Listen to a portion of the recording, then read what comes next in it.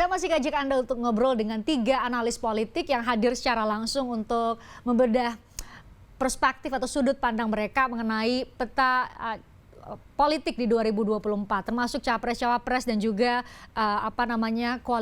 bakal koalisi di Pilpres 2024. Kalau kita lihat, kami coba tunjukkan kepada Anda terlebih dahulu perolehan atau elektabilitas dari berbagai lembaga survei. Kita lihat kan ada yang pertama ini Carta Politika ya. Carta Politika tadi saya sudah sampaikan di awal, ini marginnya lumayan besar ya Mas Toto ya, antara nomor urut 2 ada Pak Anies Baswedan dengan Ganjar Pranowo, marginnya lumayan besar, hampir 9% lebih ya. Marginnya antara Pak Anies dengan Pak Prabowo justru tipis sekali, 23,1% dengan 22,0. Faktor apa yang membuat marginnya lumayan besar, Mas Toto, antara Pak Anies dan Ganjar Pranowo? Ya, pertama kalau kita lihat sebagai sebuah pattern ya, di antara ketiga nama ini ada pola yang bisa dilihat dari 2 kacamata. Kalau kacamata pertama bertanya mengenai siapa yang masih punya ruang gerak lebih besar untuk menaikkan elektabilitasnya, berbagai lembaga survei saya pikir menyimpulkan hal yang sama.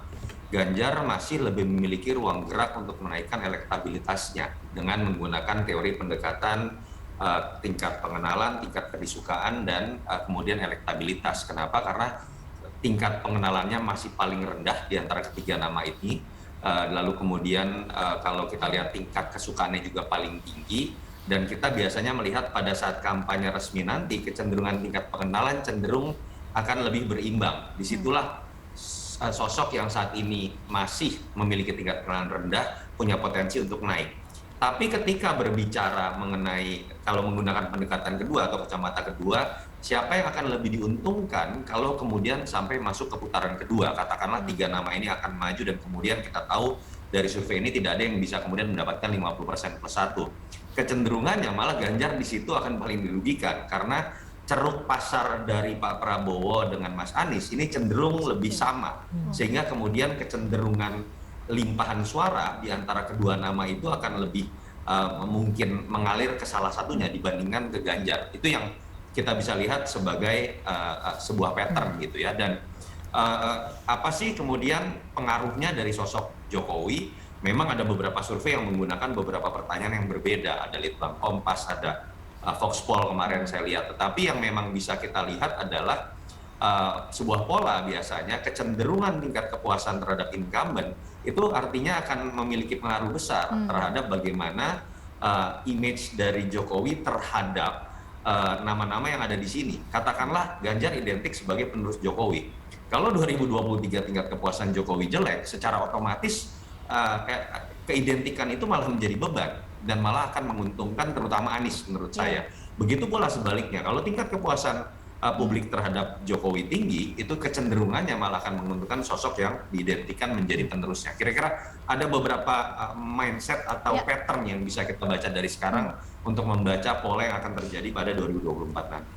Kang Ujang, Anda juga melihat demikian ketika memang harus diametral, maka tadi seperti Mas Umam bilang, karena ceruknya sama antara ceruk pemilihnya sama antara Pak Anies dan Pak Prabowo, ketika harus berhadapan-hadapan, maka apakah secara otomatis pemilihnya Pak Prabowo akan pindah ke Pak Anies atau sebaliknya pemilihnya Pak Anies akan memilih Pak Prabowo? Itu sesederhana itu? Ya, memang begitu, Mbak. Begini, ini kan katakanlah kalau 2 putaran ya, karena 3-nya maju lah. Itu kan ada 2 bejana yang berbeda. Satu bejana A, ya ada kelompok istana katakanlah. Yang kedua adalah tadi kelompok di luar istana, katakanlah Anies Baswedan kan begitu. Nah kalau yang Anies Baswedan itu naik, maka ini turun. Kalau ini yang naik, maka ini turun. Nah dalam konteks ini saya melihat, makanya tadi saya katakan, kenapa kalau misalkan 3 pasangan, lalu ada 2 putaran, ini mengkhawatirkan bagi kelompok, mohon maaf ya, teman-teman di istana. Kenapa?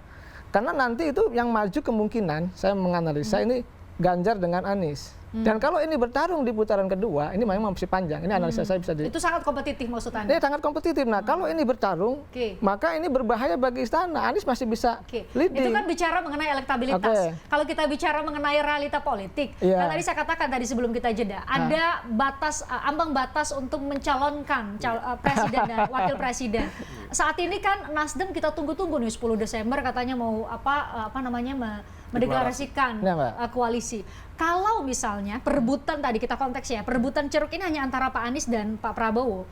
Kalau Pak Anies tidak dapat tiket, belum juga dapat tiket saat ini, berarti antara Prabowo dan Ganjar Pranowo? Nah, ini sedang ditunggu oleh Pak Jokowi. Itu kemarin saya diskusi. Jadi Pak Jokowi dan kelompok istana sedang menunggu apakah memang Anies dapat tiket atau tidak. Menurut Anda akan dapat tiket atau tidak? Dugaan saya dapat, akan dipaksakan dapat, dan kalau dapat... Partai yang mana mau menikah dengan Nasdem? Kelihatannya ketiga itu yang sudah dekat PKS dan Partai Demokrat? Ya, kelihatannya ke sana arahnya. Seandainya tadi tidak, sudah jelas ada Prabowo dengan Ganjar, dan ini sudah sebuah kemenangan bagi teman-teman istana, sudah kemenangan itu, karena nggak ada Anies Baswedan. Anda mempersepsikan bahwa ini Pak Prabowo dan Pak Ganjar Pranowo ini adalah identik dengan lingkar istana? Bahkan begini, saya ini diskusi yang menarik bagi saya. Bahkan dalam diskusi saya juga yang spesial, yang khusus gitu, dengan ya mentor saya itu, saya katakan, saya tidak sebut namanya, bahkan menyandingkan bahwa Ganjar dengan Pak Prabowo ini masih rahasia memang sifatnya. Diduetkan maksudnya? Iya, diduetkan bisa. Jadi saat sebenarnya pertarungan itu gini Mbak, kalau Anies itu maju, sebenarnya lawan yang kuat yang adalah Ganjar. Udah jelas ini. Makanya tadi kalau kita melihat dari rujukan survei, Pak Prabowo selalu stagnan. Oleh karena itu saya kembali kepada pertanyaan Mbak Pristian. Ya tadi ceruknya jelas sama, maka tadi kekhawatiran, mohon maaf sekali lagi saya harus jelaskan, kekhawatiran istana itu karena Anies antitesa daripada istana, maka kalau Anies masuk putaran kedua ini berbahaya, bisa menang. Sangat kompetitif. Iya, sangat kompetitif. Ini yang itu analisis Anda. Dari mana? Itu jadi pertanyaan publik hari-hari ini. Ya Mas Toto ya, mungkin Anda bisa bantu untuk baca. Kenapa hari-hari ini seperti Kang Ujang ya sebagai analis politik, mungkin juga orang awam akan bilang, kenapa harus dalam posisi yang diametral, seolah-olah bahwa Pak Anies dilekatkan kepada tadi istilahnya orang di luar lingkaran istana, sedangkan Ganjar Pranowo, kalau Pak Prabowo sih masih masuk akal sebagai orang awam saya ya, karena sebagai pembantunya presiden. Tapi Pak Ganjar Pranowo dilekatkan sebagai orang yang di-endorse oleh Pak Jokowi. Iya sih, beberapa waktu lalu banyak yang persepsikan demikian. Mas Toto mungkin bisa jelasin sebelum saya ke Mas Umam. Saya malah melihat sebetulnya tidak ada pengaruh besar ya endorsement dari Jokowi kemarin, lalu kemudian berbuah pada berkumpulnya pemilih Jokowi mendukung Ganjar.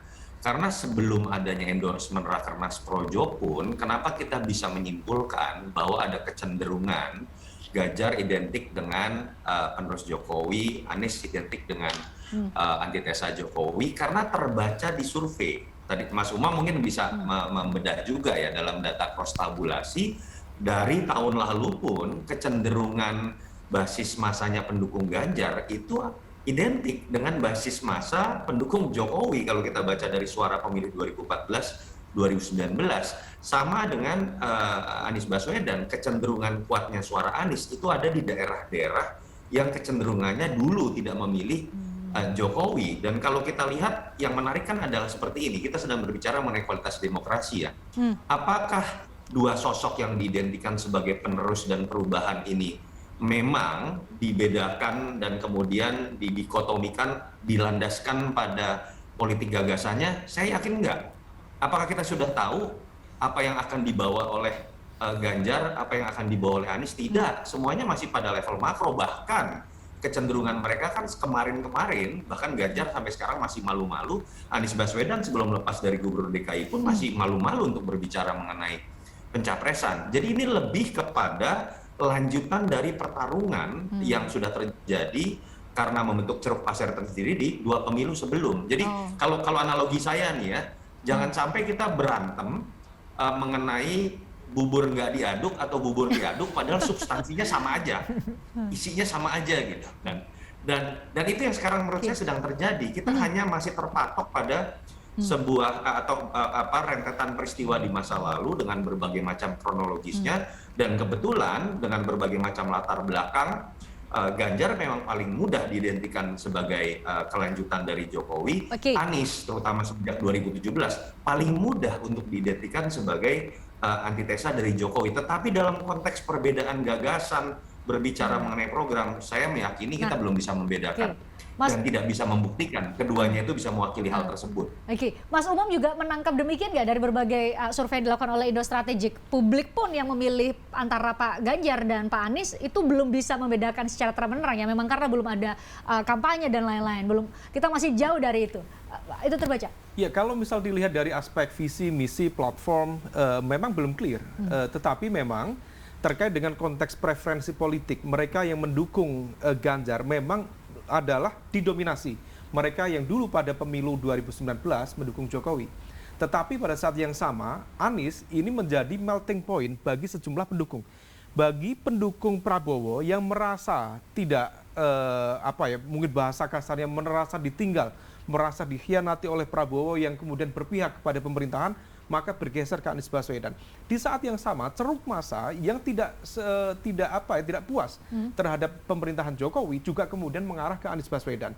Nah, inilah yang kemudian menjadi sebuah insentif elektoral yang terhitung. Misalnya ini elemen representasi istana cukup tinggi, kemudian Pak Prabowo veteran 3 kali pilpres juga terjaga, tetapi ada satu varian baru namanya Anies yang kemudian tiba-tiba elektabilitas saat ini kemudian relatif sama atau at least kompetitif dengan dengan Pak Prabowo. Nah, oleh karena itu di level itu memang diakui atau tidak ini menjadi sebuah tantangan bagi 3 nama untuk kemudian 3 teratas untuk menunjukkan apa sih karakter berbeda. Nah, problemnya sekarang dari masing-masing ini mencoba untuk menarik garis yang sebenarnya tidak terlalu clear terkait dengan konteks apakah Anda bagian dari kekuasaan ataukah bukan kekuasaan. Pak Ganjar tentu part of the continuation, keberlanjutan. Tetapi bagi Pak Prabowo sebenarnya juga bermain standar ganda. Di satu sisi dia menunjukkan bahwa saya juga bagian dari keberlanjutan Jokowi, tetapi begitu kemudian kemarin muncul baliho-baliho Prabowo mengapresiasi keberhasilan Jokowi, itu ada yang marah-marah dari partainya. Karena kemudian dulu di saat yang sama, dari Mas Anies juga sama. Ketika menyuarakan narasi perubahan, koalisi perubahan, di satu sisi ini bukan perubahan, ini adalah perubahan dan bagian dari keberlanjutan. Itu kalau karena ada Nasdem yang saat ini bagian dari pemerintahan bagian dari pemerintahan. Nah, oleh karena itu ada narasi yang mix up di sana. Itu kalau dalam tradisi teman-teman NU, Nahdliyin, itu ada satu kaidah fikih itu yang kemudian digunakan. Al-muhaffadzatu ala qadimis sholih wal ahdu bil jadidil aslah. Itu konteksnya, kalau ada kemudian hal-hal yang baru, yang relatif lebih baik, tetap mempertahankan yang lama yang baik dan mengakomodir yang baru, yang kemudian juga akan lebih baik. Itu yang kemudian dinarasikan oleh teman-teman di koalisi perubahan, ditambahi perubahan dan perbaikan. Jadi perubahan dan perbaikan. Narasinya masih di situ-situ saja. Sudah bicara mengenai koalisi, kita usai jeda akan bicara mengenai sekarang sudah mulai terlihat ada bakal calon koalisi dari beberapa partai. Tapi hanya KIB ya yang sampai sekarang sudah mendeklarasikan diri. Kita Nasdem masih menanti apakah jadi jodohnya dengan PKS atau Demokrat. Pak Ganjar sendiri kita nanti PDIP yang mengusung atau partai lain. Usai jeda kami obrolkan terkait hal ini di obrolan malam.